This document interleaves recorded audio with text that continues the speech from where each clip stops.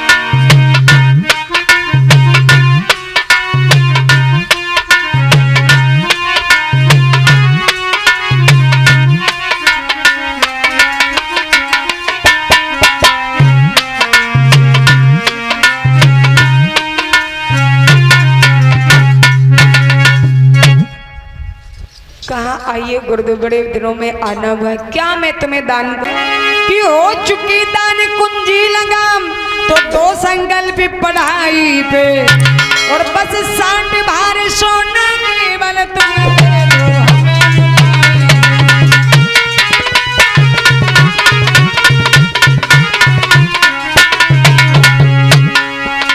हमने जो संकल्प मंत्र पढ़ा है, अब हमें दक्षिणा चाहिए उसकी। 60 भार सोना दे दो।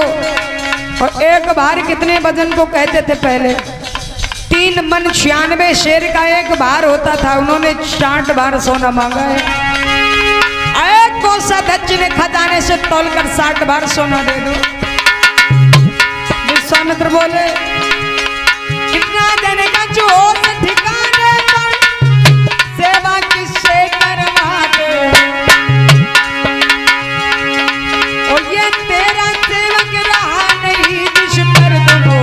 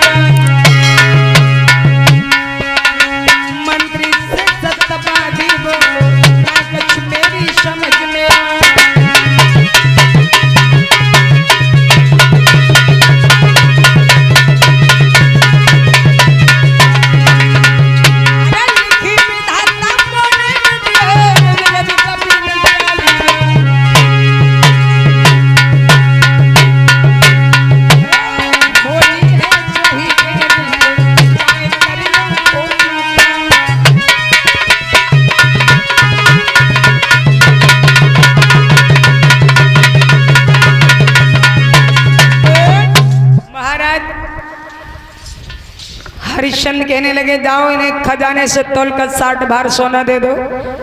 जैसे ही खजाने से तोल देने के लिए चले, तैसे कहा क्या होश में नहीं हो? जहां तक आपका राजपाट था वहां तक मेरा हो गया, क्योंकि कुंजी लगाम मुझे दे दी है। अब 60 भार सोना हमें दक्षिणा में चाहिए, जो संकल्प मंत्र पढ़ा है। अब तो राजा हरिश्चंद्र कहने लगे तो ब्राह्मण ने हमको धोखे से छल लिया, पत्नी पुत्र से कोई सलाह भी नहीं ली। पत्नी से जाकर पूछा कि अब हमने राजपाट एक ब्राह्मण को दे दिया, दक्षिणा में 60 भार सोना कहाँ से लाई? और कोई नारी होती तो खौफ खा के मर जाती, या तुम्हें जहर दे के मार देती, घर में चूल्हा नहीं जलाती, भोजन नहीं बनाती। कि तुमने किया तो किया क्या, लेकिन धर्म पर चलने वाली पतिव्रता वो नारी अपने पति से बोली मैं तुम्हारे साथ हूँ। क्यों? आप घबराए नहीं प्राणनाथ, अगर तुमने राजपाट ब्राह्मण को धोखे में दे दिया है तो मैं तुम्हारे साथ बिक जाऊंगी, पहले ब्राह्मण का कर्ज अदा करूंगी। धन्य है वो भारत की देवियां, काय पत्नी पुत्र परिवार उसी को कहना चाहिए जो मुसीबत में अपना साथ दे। कि धीरज धर्मो मित्र अरु नारी, आपत्ति कालो परखिए चारी।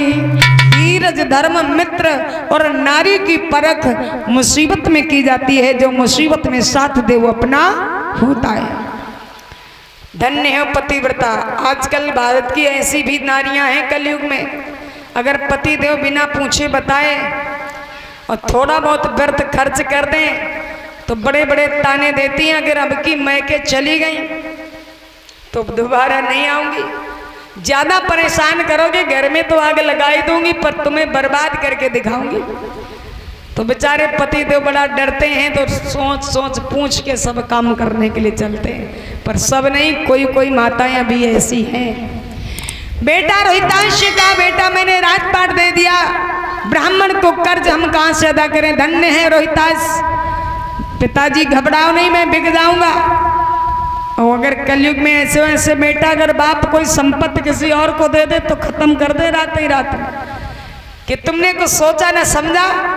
क्योंकि भारत देश में सुपुत्र वीरों की जरूरत है, क्योंकि कहा है कि जननी जने या भक्त जन या दाता या शूर, और नहीं तो जननी बांझ भली सो काहे गमावे नूर। माँ अगर बेटे को जन्म दे तो ध्रुव प्रहलाद सुपुत्र बालक को दे, और नहीं तो बांझ ही अच्छी होती है जिसके कोख से कुपुत्र पैदा होता है। धन्य है रोहितास अपने पिता को धीरज बना के बोला, पिताजी घबराओ नहीं, पहले ब्राह्मण का कर्ज अदा करूंगा। तीनों प्राणी हाथ जोड़कर विश्वामित्र के सामने खड़े हुए, ब्राह्मण को क्षमा करें, राजपाट आपका है, हम 3 प्राणी हैं, हम तीनों को कहीं चलकर बेच दीजिए, अपना कर्ज अदा कीजिए। कौन जगह बेचने के लिए ले चले? बोले काशी बहुत पवित्र है। काशी क्यों पवित्र है? कि काशी भोले बाबा के त्रिशूल पे गई बशा,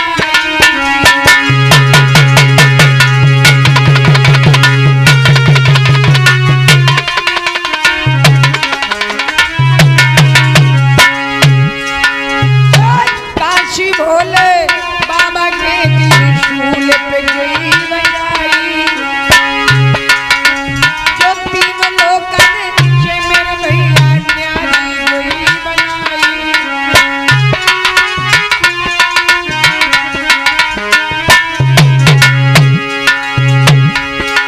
महाराज स्वयं शिव अंतर्यामी है,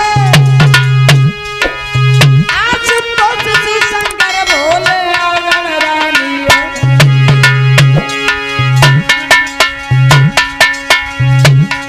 वो तो सर्वशक्ति संपन्न प्रभु खुद अंतर्यामी है।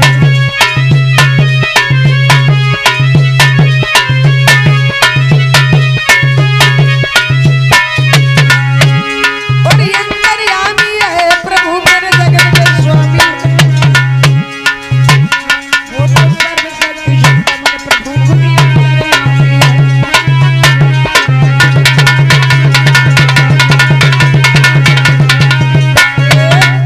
भगवान भोलेनाथ के त्रिशूल पर काशी बसी हुई है और इसीलिए उसे पवित्र माना गया। वहां बाजार भी बहुत अच्छी लगती है, तो हमें पवित्र स्थल पर ले चलो। रानी का सब श्रृंगार छुटा, केवल एक साड़ी मोटी थी, राजा पर फाटी धोती थी और बेटे पर एक लंगोटी थी। एक एक वस्त्र दिया और तीनों अपने राजपाट को छोड़कर राजधानी को प्रणाम करते हुए जा रहे हैं बिकने के लिए काशी में। कि करूं मैं प्रणाम उन तुम्हें राजधानी, करूं मैं प्रणाम।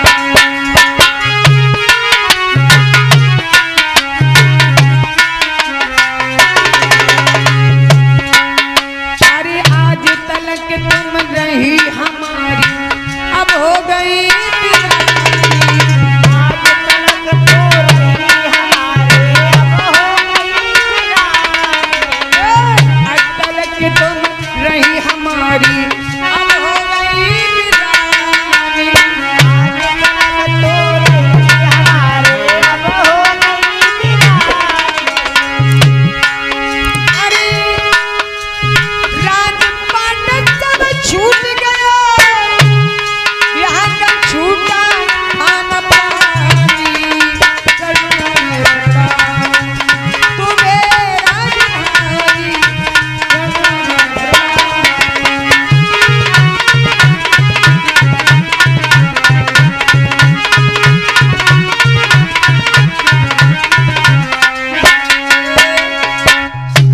प्राणी आज अपने राजधानी को प्रणाम करते हुए बेचने के लिए चल दिए।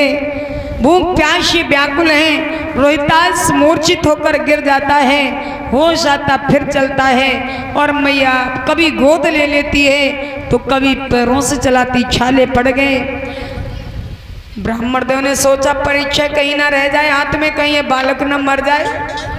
पानी पी लो बेटा, तुम तो छोटो, लेकिन तीनों की प्रतिज्ञा है सबसे सुखी व्यक्ति वही है जिसके सर पे कोई कर्ज नहीं है। हम अपना कर्ज अदा करके ही पानी पीऊंगा। तीनों प्राणी ऐसा अपने मन में प्रण ठाने हुए हैं।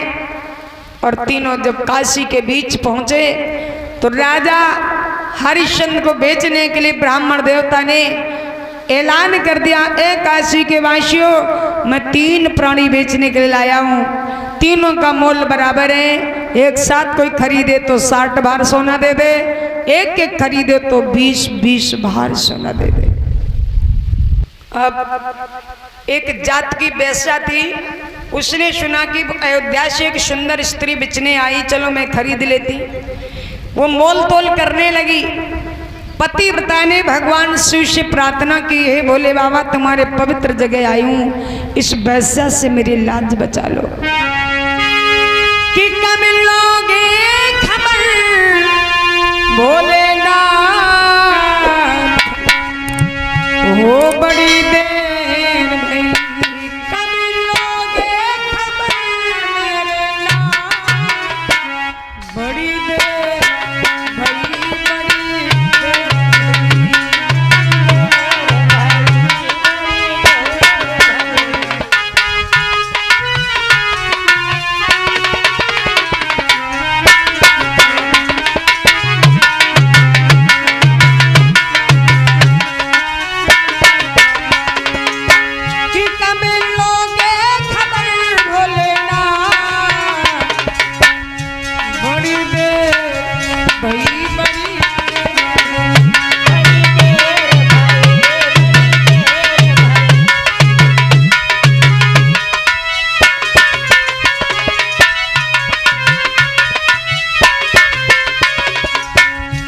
सुना है तुम दया के सागर, मैंने सुना है फिर भी मेरी खाली गागर,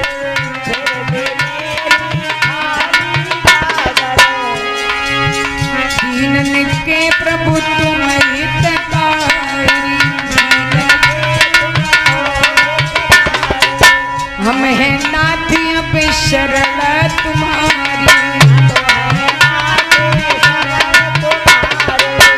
और दीनन के हो दीनाना,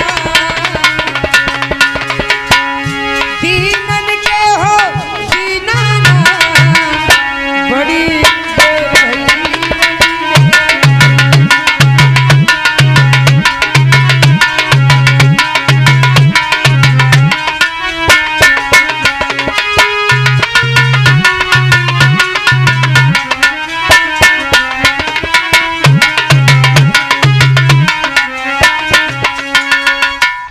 प्रभु कब आओगे मेरी लाज बचाने। भगवान ने इतनी ततैया छोड़ी, वैसा मोल तोल करना भूल गई और प्राण बचा के वहां चली गई। बड़े सज्जन साहूकार ब्राह्मण ने आकर रानी तारा को खरीद लिया, रोहिताश को माली ने खरीद लिया और कालूराम मेहतर ने राजा हरिश्चंद्र को खरीद लिया। और ये श्री उमेश यादव अवध तिलक कॉलोनी मंदना कानपुर नगर से आए हुए हैं। 101 रुपया भगवान के चरणों में भेंट कर रहे हैं। भगवान सदा सुख के सागर बरते रहें। बोलिए गोविंद भगवान की। अब राजा हरिश्चंद्र को पहले लोग कहते थे सत्यवादी महादानी राजा हरिश्चंद्र, आज जब मेहतर के हाथों से बिक गए तो हरिश्चंद्र भी नहीं, हरिया हरिया के नाम से बुलाया जाने लगा। देखो कैसा संसार है। अगर आप धन दौलत से ठीक हैं तो लोग बहुत जानने वाले मिलेंगे, और अगर गरीबी है आपके पास में, बल से हीन है, तो तुम्हें कोई पहचानेगा भी नहीं। राजा हरिश्चंद्र हरिया के नाम से बुलाए गए। तीनों का रिश्ता यहीं से अलग अलग हो गया। अपने अपने कार से जुट गए। 60 बार सोना दे के ब्राह्मण देव को विदा किया। जाओ आप अयोध्या का राजपाट करें। किस समय सबका बदलता पर समय की आने ना बदले, किस्मत पर लिखने वाले का भगवान ना बदले। समय किस पर कैसा आ जाए कोई नहीं जानता है। कि करजमा और करजमा बिक गए तीनों प्राणी।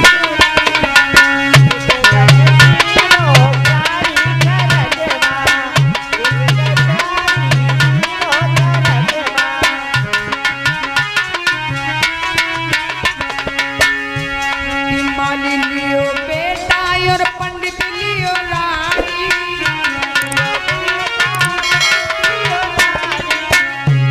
कि मैं करना ले लो हरिश्चंद्र दानी। करजमा बिक गए तीनों प्राणी हो।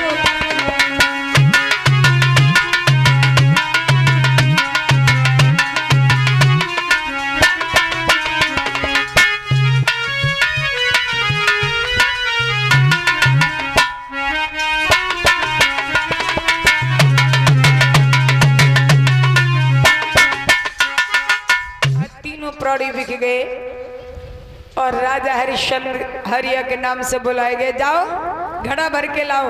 राजा हरिश्चंद्र घड़ा भरने के लिए गए। एक घड़ा भर के दिया, दूसरा दिया। जब भोजन करने बैठते तो विश्वामित्र किसी न किसी के वेश में मांग के खा जाते उनका भोजन। वो पानी पी पी के गुजारा कर रहे हैं। 27 दिन हो गए अपना भोजन दान करते गए, पानी पीकर गुजारा करते गए। भुजाओं में बल नहीं। 6 घड़ा तो दे दिए उठा के, 7वां घड़ा जब भरने को गए तो राजा हरिश्चंद्र 7वें घड़ा को उठा न सके। रानी तारा को अपने देखा तो क्या बोले हैं कि ने के तारा घड़ा उठी भाई।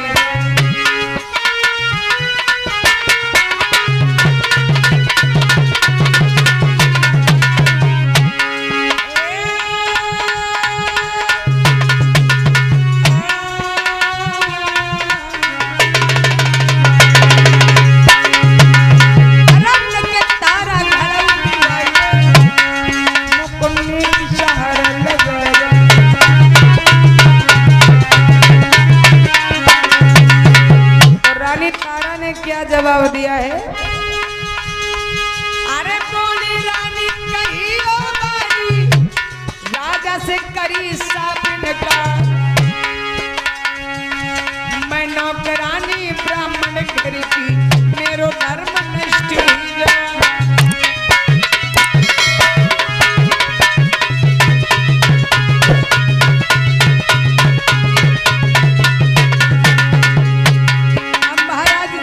नहीं पाए घड़ा को तो बताया रानी तारा ने, मैं उपाय बताती तुम्हारे घड़े को छू नहीं सकती। क्यों? आप बेहतर का काम कर रहे हो, मैं ब्राह्मण घर का। अगर घड़ा छू लेंगी तो मेरा धर्म चला जाएगा। अरे विपत में विपत आ रहे, विपत में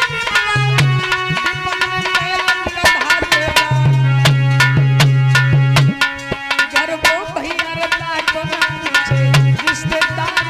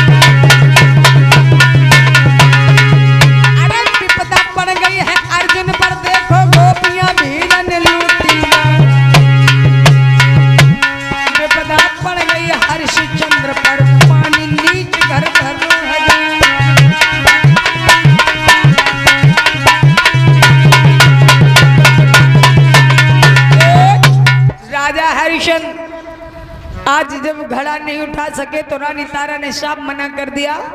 रानी तारा ने कहा मैं तुम्हें उपाय बताती हूँ, गला छू नहीं सकती, मेरा धर्म चला जाएगा, क्योंकि आप मेहतर का काम करते हो, हम ब्राह्मण घर का काम करती हैं।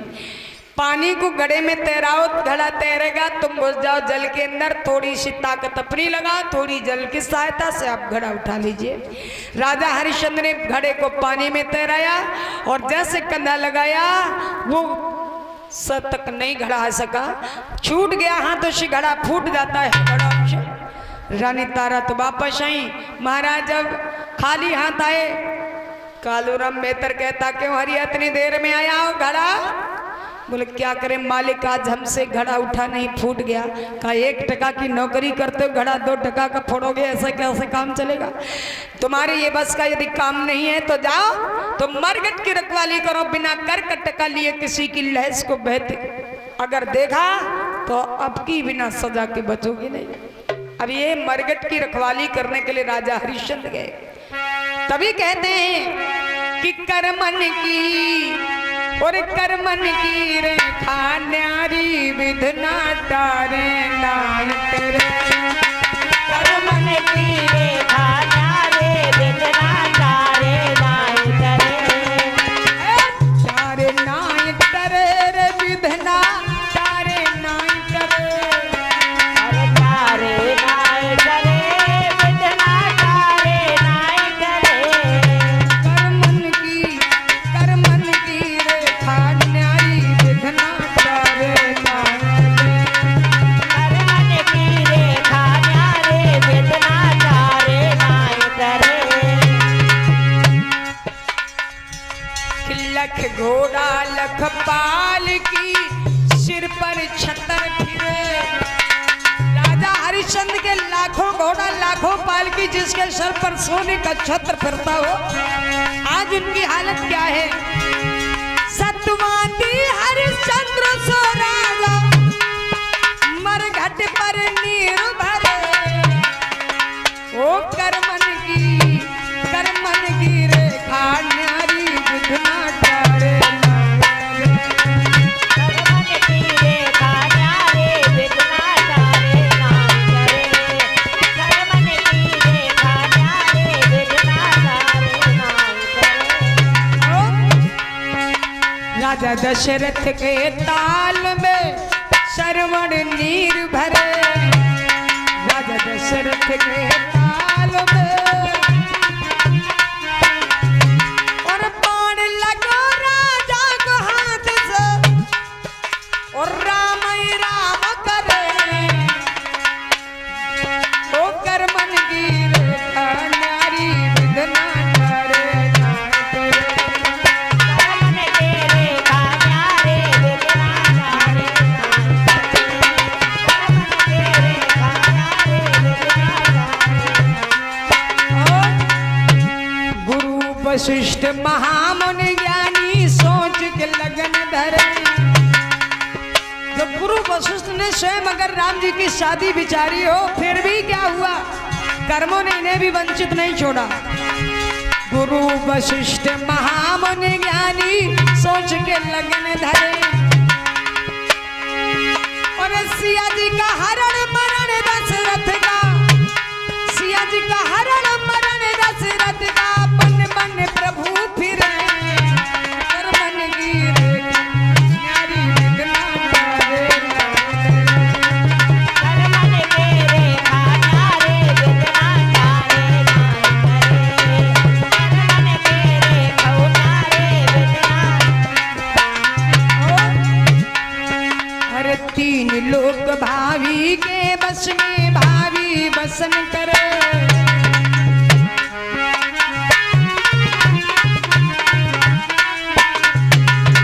सूरता तो होनी तो होगी, तू क्यों सोच करे, करमन की रेखा न्यारी विधना तारे नाय तेरे, करमन की रेखा न्यारे विधना तारे नाय तेरे।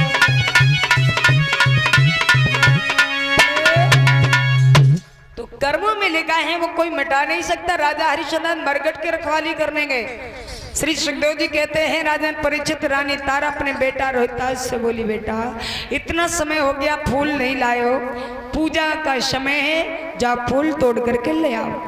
रोहिताज फूल तोड़ने के लिए बगिया में पहुंचे, खिले खिले चुन चुन कर फूल डलिया में रखने लगे।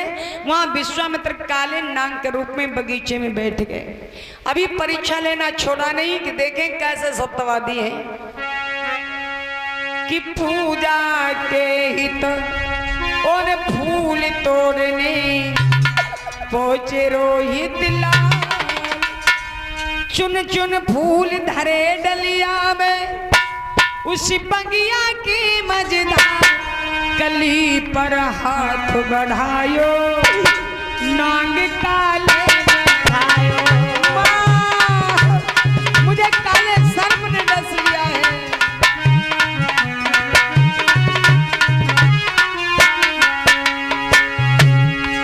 वो जाने कौन जन्म के बदले आए बदले, हम काशी बिकने आए।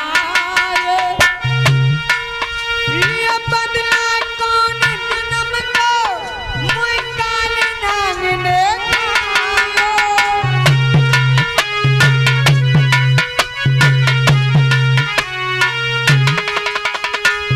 जाने कैसी आफत गुजरी बारिश राजकुमार कली पर हाथ बढ़ायो, नाग काले कली पे हाथ बढ़ायो, नाग काले ने खायो।